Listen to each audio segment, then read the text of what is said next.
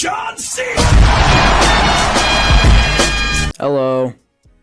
Hi. So today I'm gonna be. No, I left the face on. Today I'm ranking Gorilla Tag soundtracks. Yep. You clicked on this video. I don't really know what more you were expecting. From what I've compiled, there are about 20 songs in the Gorilla Tag OST. So, in 20th place, I put Bayou Ambience. The song is only in this spot because it just sounds like a worse version of Basement's theme. While the song isn't particularly bad, it's just the worst of the 20 in my opinion. In 19th place, I put Builder Music for Attic.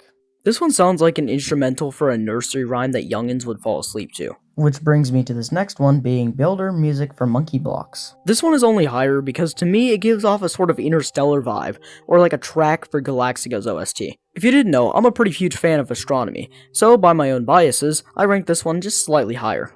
In 17th is Mood. I understand that this is meant to be spooky due to it being the theme for arguably the most startling map, but this sounds more like a Halloween specialty soundtrack rather than a soundtrack for Ghost Reactor. Next up is Gliding Music.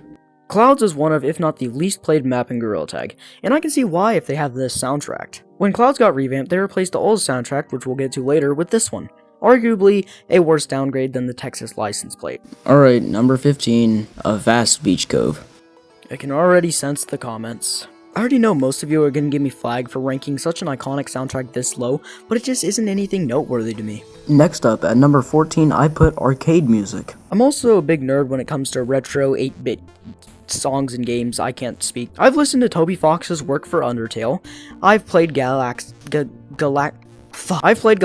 as mentioned previously, and I've even made my own 8-bit album, which is lost to history. The point is, this one is pretty good, but the next ones are better. At 13 is Metropolis Phenomenon. When Metropolis first came out, people who played this map's first thought was, Batman, justice for Gotham. That was a horrible impression, but I find that hilarious because, well, that was mine too. Number 12, Curse of the Monkey. The second original soundtrack so far.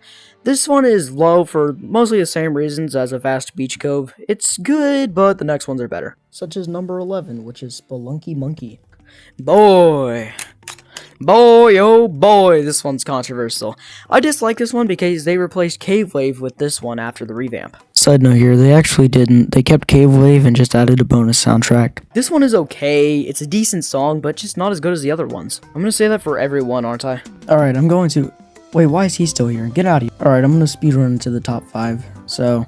Quite Christmassy, makes me think of December and January, and really fits the mountains vibe. I absolutely love Klaverstrucks, so this one just feels like it was made for me. Absolute masterpiece. This one is pretty good, but I think the hi-fi is just slightly better. Pretty much just explain this one. This one is Cave Wave, just without the crystals, but still fire nonetheless. Okay, number 5. Monkey Needs to Swing. Alright, before you flame me worse than A Vast Beach Cove, at least let me explain this one. This soundtrack is iconic. It's the first thing you hear when you jump out of a tutorial except for a racial slur or radical bigotry, and everyone's heard it at least once. But this one just doesn't hit the same like the rest of the entries on this list do. Say what you want, but this is just my opinion, and, you know, my opinion doesn't matter. Number 4, Campfire. Yes, the other Forest soundtrack.